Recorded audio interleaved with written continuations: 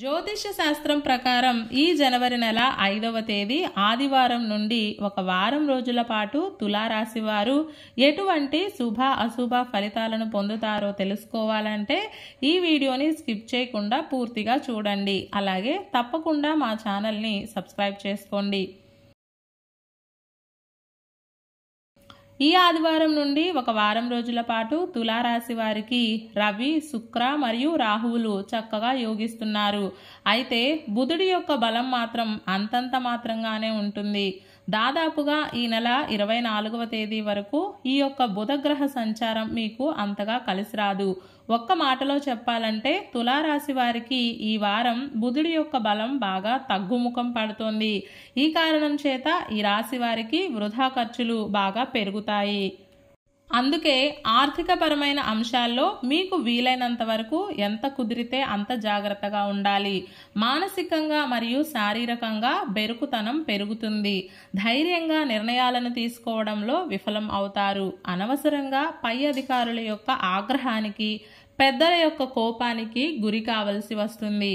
బంధువులతోటి మంచి సంబంధాలను కలిగి ఉండడం కాస్త కష్టసాధ్యమే అవుతుంది. అందుకే తప్పక తిరుగువాడు ధన్యుడు సుమతి అన్నట్లుగా అన్నింటా తప్పించుకొని తిరగడం మంచిది. అలాగే ఏదన్నా పని చేయాలి అంటే 1,00,000 సార్లు ఆలోచన చేస్తారు. పక్క వాళ్ళ మీద పెట్టుకున్న అంచనాలు కూడా తారుమారు అవుతాయి. ఒకరి సహాయం కోసం ఎదురుచూపులు చూడడం అంత మంచిది కాదు. ఎదుటివారు కనీసం మీ మాటకు కూడా స్పందించరు. అధికారుల నుండి చేదు అనుభవాలు ఎదురు కావచ్చు. బంధుమిత్రులతో కూడా ఈ సమయంలో సత్సంబంధాలు ఉండకపోవచ్చు. వ్యసనాలు ఉన్నవారు జాగ్రత్తగా ఉండాలి. చెడు స్నేహాలకు దూరంగా ఉండడం చాలా అవసరం. ఆస్తిపాస్తుల వ్యవహారాల్లో కీలకమైన నిర్ణయాలకు తావు ఇవ్వకండి. ఒకవేళ ఆస్తులు కొనాల్సి వస్తే ఎక్కువ డబ్బు పెట్టి కొనాలి, లేదా అమ్మాల్సి వస్తే తక్కువ డబ్బుకి అమ్మాలి. కాబట్టి ఆస్తిపాస్తుల వ్యవహారాల్లో జాగ్రత్తగా ఉండండి.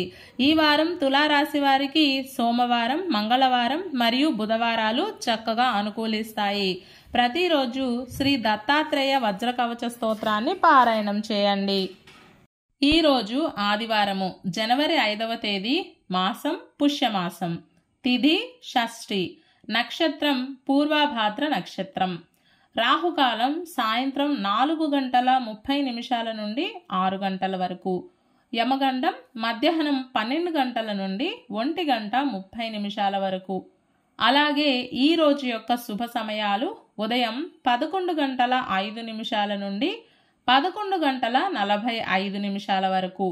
ఈ రోజు యొక్క పంచాంగం ప్రకారం ఫిర్యాదులకు, రహస్య శత్రువులను కనిపెట్టడానికి, తగాదా పడితే విజయం దక్కుతుంది అనుకునే కార్యక్రమాలకు కాలం అనుకూలంగా ఉంటుంది.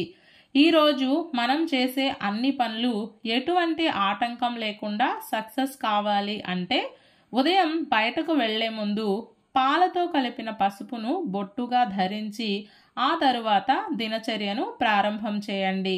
అంతా శుభమే కలుగుతుంది. ఈ ఆదివారం రోజు షష్ఠి తిథి వచ్చింది కాబట్టి ప్రతి ఒక్కరూ శ్రీ వల్లీదేవ సేనా సమేత శ్రీ సుబ్రహ్మణ్య స్వామి వారిని ఆరాధన చేయాలి.